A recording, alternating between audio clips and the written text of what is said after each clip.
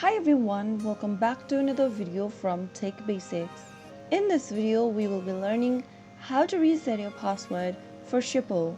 If you're trying to log into your Shippo account but you've forgotten your password during the process, then make sure you watch the video till the end.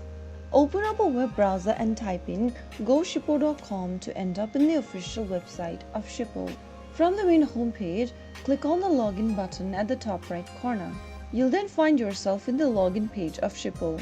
In the login area, you are prompted to enter your email and password associated with your Shippo account. If you don't remember your password during the process, click the Reset Password link at the bottom. Now, on the next page, type in your email address associated with GoShippo and click on Reset Password. You will then need to verify your email first.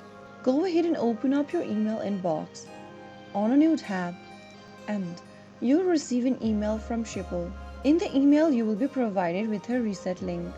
Click on it to open it up, and then click on the link where it says click here to create a new password. This will then guide you through the password reset process.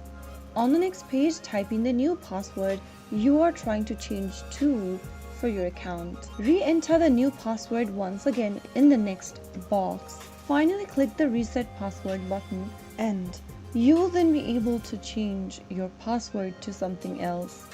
Next time you log into your account, you will now need to enter the newly updated password. Enter the password and email correct, and that way you will be able to get access back to your Shippo account.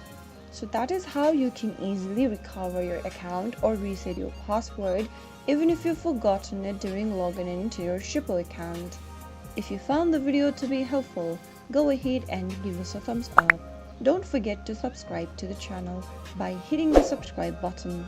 Press the bell icon so that you'll never miss another upcoming upload from us. I will be back again in the next episode. Thank you for watching.